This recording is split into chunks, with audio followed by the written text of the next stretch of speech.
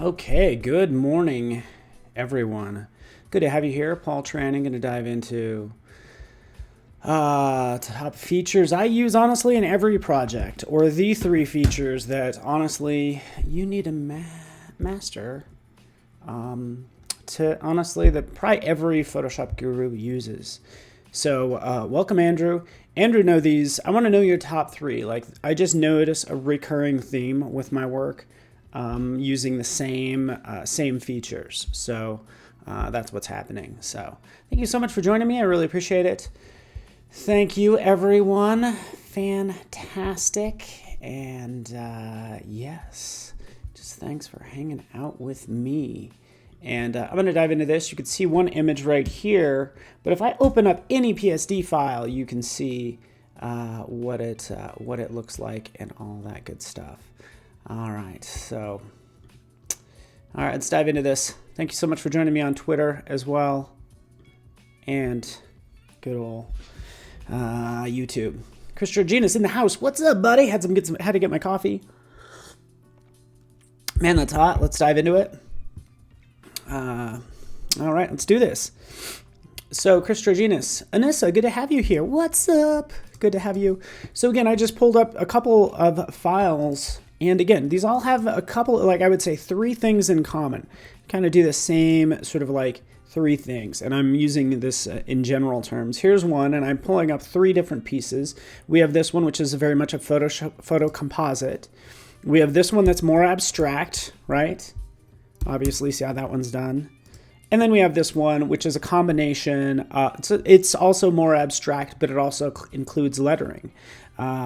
The one feature that actually gets used the most, aside from the selection tool, is actually the text tool, right? The type tool. So those three. So here's what we have. Here's a quick shortcut. Boom. We can see all of them. There's one. Here's one. Here's one. We'll start at the top. In fact, we could even start with this one here that I call Butterfly City for whatever reason. It's a silly name, right? I name my files according to how I will search for them on my desktop. All right. Guardson, I only know un poquito español, and I'm going to Guadalajara today, so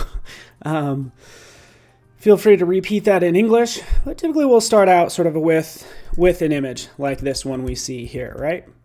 And the whole idea is to put a butterfly on top of this city. Okay, so this is what we have.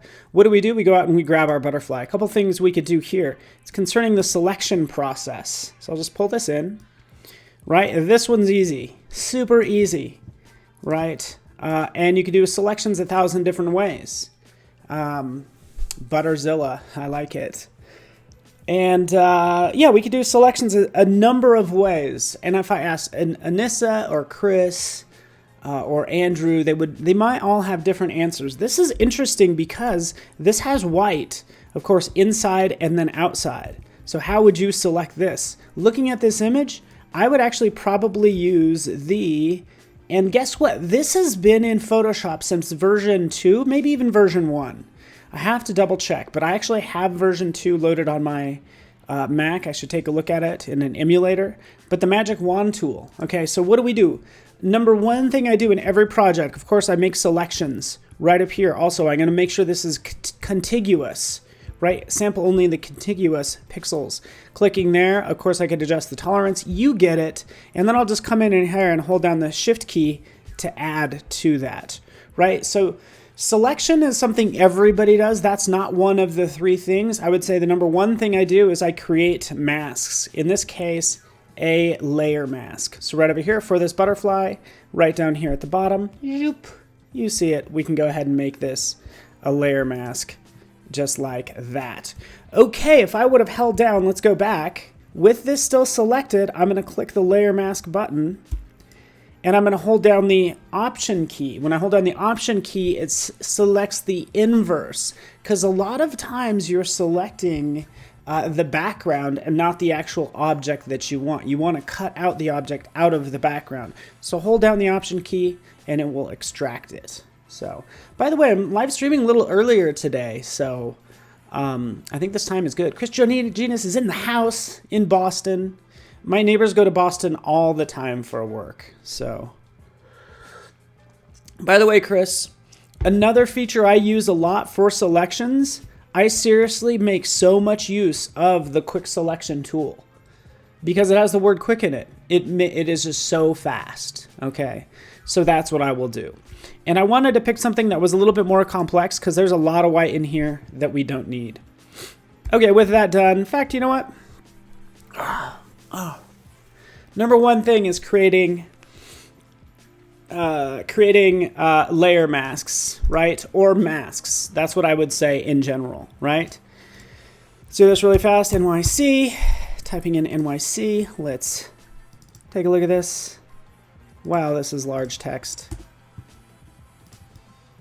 Show you one more thing as well. Layer masks are going to be done a couple different ways. Excuse me. Masks will be done a couple different ways. Usually 2 different ways, at least for me. Let me pick a different font.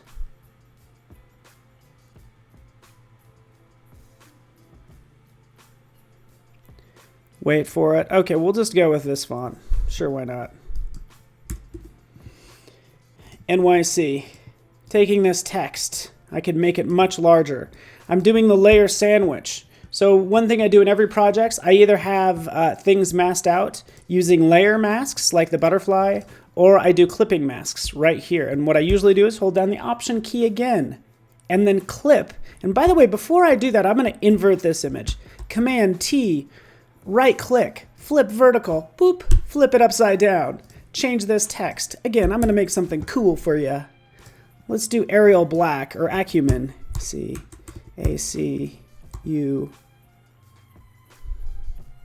There we go. This is what I want. Making this larger. Zoop. Things you need to know as a professional working in Photoshop. So I have this image here. I'm going to make that layer sandwich. Here we go. Option key, click between those 2 layers, and it's going to mask it out, right? Ready? 1, 2, 3. Boom. There. It's done. Right? Super easy as I kind of move this around and I have this mask set up. Boston in the house. Yes, thank you, Chris. That's good to hear. So thank you, Mariana. It all depends on the image, right? And let me just open up a couple other examples. I could show you some things that I've been working on that are just kind of crazy. You know, this. I got this dancer. Let's open up this file. But if I open up any file on my desktop, you'll see masks done one of these 2 ways. Either layer masks, because it's going to consolidate everything into one layer. I know I need to just knock out the background. Secondarily, clipping masks, right? What's happening in here? A lot of things. Look at I painted this, and I'm giving her some scary bones, right?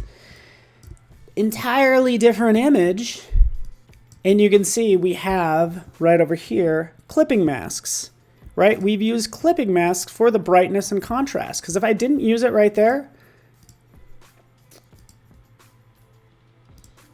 so actually this is hard to tell, but I'm just going to turn this on and off. That's just the inside, right? Trying to make the back side of her arm like that, like she's hollow. And what I did there to make that darker, I used a clipping mask. This time I used it on an adjustment layer, right? So instead of making everything dark, make just that portion of the arm dark, right? So hopefully that makes sense. I just want it to affect the layer below it, okay? And yeah, you get the idea. Then I did a zillion other things in here. But again, I'm trying to show you different examples you'll realize that regardless of what you're creating, you'll do the same couple things. So once you master those three things, that your whole world opens up to you, which is, super exciting. Even for this quick method, this actually turned out very well. Didn't have this really planned, and this looks, pretty cool so far. Okay. Second thing I would do here, by the way, and actually I think this looks really good. Man, this image is so nice. But I already pointed out the second thing I usually do, okay? And usually what it means is, let's just take this, let's flip it again. Just a different style. Let's just go back like this. Maybe this is offset a little bit. Second thing I do all the time is add adjustment layers, okay? Really easy, but right next to layer mask is I use adjustment layers all the time, right? So in here, we have adjustment layers. I could just select something simple like brightness and contrast. Judge me if you want to. Yeah, I get it. I could use levels and other things. But let's just do something simple. Brightness and contrast. Adds it right here, right? We can see that adjustment layer. And obviously, I can increase the brightness and the contrast of this whole one. I can go beyond that because what I'm thinking instead of doing that, by the way, is I can go ahead and add an adjustment layer. That is my favorite right here. Chris Georginas, I don't know if you like this, color lookup. Do you love color lookup? I love color lookup, right? So again, I'm trying to add some visual interest to this. I'm going to change the color using a color lookup table. This is my favorite one, is the one at the top, which is the 2-strip look. I love how it just makes all those blues teal and then makes those reds kind of more orange, right? So I can go down this and take a look at this all day long, right? Manipulating this, just selecting different options. That's what, of course, adjustment layers do. But again, I use adjustment layers in combination with a layer mask. I can say, hey, you know what? For this color lookup, which is, let's just say, for instance, moonlight, it's really intense. Let's have it only affect the NYC and that image right there. Same thing. Boom. Adding that, and now we can see that obviously is dark. And by the way, I can go through and change it. But with the combination of the first two things we've learned, which is layer masks, clipping masks, and then adding adjustment layers. So we have one adjustment layer that's global, and then we have another that's local to that specific selection, as you can see. Okay. Anyways, moving on along. It's like a Lumetri panel. Yeah, buddy. I have not played a lot with Lumetri panels, but that's a good call, Chris, because hopefully you do know that the reason we have these LUTs or lookup tables is to provide consistency with color regardless of the video editing system you're using. Whichever NLE you're using, it's providing consistency. And we said, hey, you know what? All really color lookups are a number of these: brightness, contrast, all these guys, like hue and saturation. I can literally create my own stack, by the way, adjusting it. And I can come down here and go to export color lookup table. So you could make your own color lookup tables if you want to as well. Thank you. Andrew loves color lookups too. I do too, man. It's too much fun. I think it's similar to also, like, the extreme of it is adding like an Instagram filter to things. All right. Cool. Again, the 3 things you need to master. Actually, I think I've already covered all 3, but let me just look at some of these other files. Same process, by the way. What do we have? We have layer mask, clipping mask, and then we also have just some shapes as well. So consider that like a text layer. And you have this version, okay? So just kind of recap. To recap kind of the 3 things, you need to master selections. You need to be able to understand how to grab something sort of like out of an image and use it right away. And I kind of want to do that a little bit more because I think I did it pretty simply using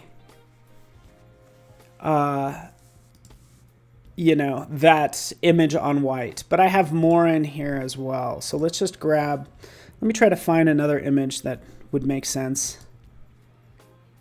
Pink calla lilies. Ooh, this would be really hard, right? How would you do these selections, by the way? Right? If I wanted to put some text, and I'm probably even going to L-I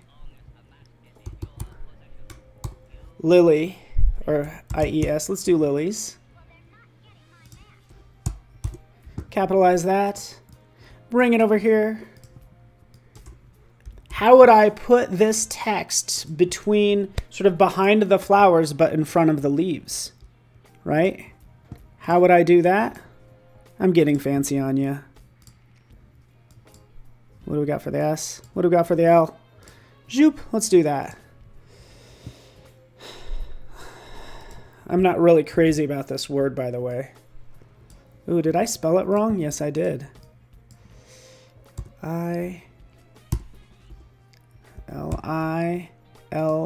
Lillies. There we go. Lilies. Right? That would actually come through probably a color selection. So a couple different ways we could do this. It would be a color selection, right? So we'd go select. I would go down and I would try color range. So again, I'm just pointing this out. These are all the different ways of selecting things. You could try color range. Always curious as to what you would do. Chances are for this, I would actually still use quick selection, but I'm trying to show you sort of a different way of selecting items. We could sample that color there. We could also hold down the shift key and start to sample more of these colors right in here. Right, you can see it's grabbing all of them, and we can increase the fuzziness of it as well. Let's pan up over here. We can see these colors adding to it as well, right?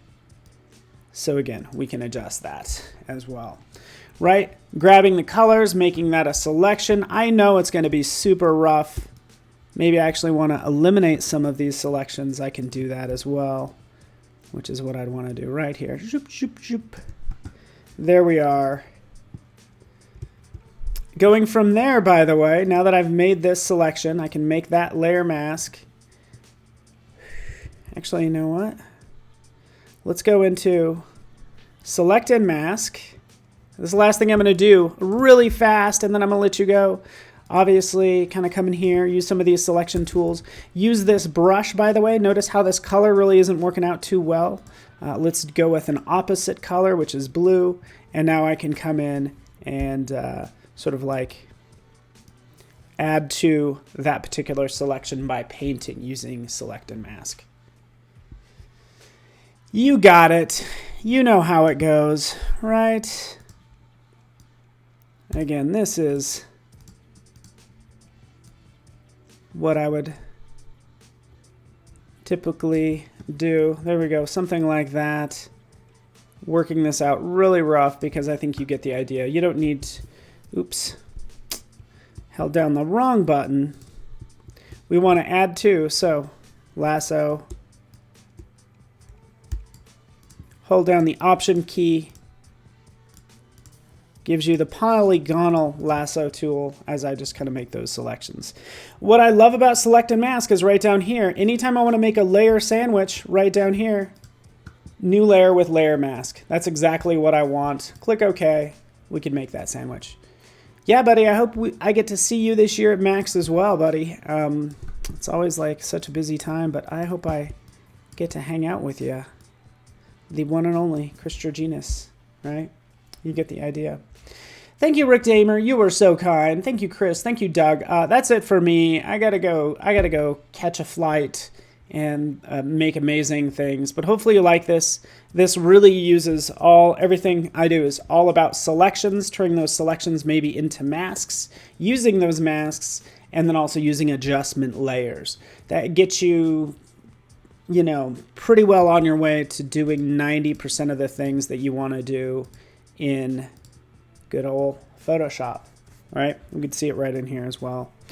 We can see how I did the butterflies. It was all pieces and parts of butterflies. I literally tore them to shreds, poor butterflies, to make these butterflies, right? Please forgive me, butterflies. I didn't mean it. Look at that, all that craziness. It's all the same things. Clipping masks, right? We'll probably see some layer masks down here somewhere. Yeah, layer masks. And then, of course, those adjustment layers. So thanks so much for watching, everybody. Afrosia, good to see you. And those are the top features to master. So thanks a lot for watching and joining me. Yes, Anissa, hope to see you as well. Did you say you were like, the other day you've been to like 16 maxes or something? Anissa, is that right? Something like that. It was crazy. So anyways, everybody have a beautiful day. Be nice to one another. Give them hugs. Everybody's struggling with something. Sometimes people just need a hug. All right, have a beautiful Tuesday. Thanks for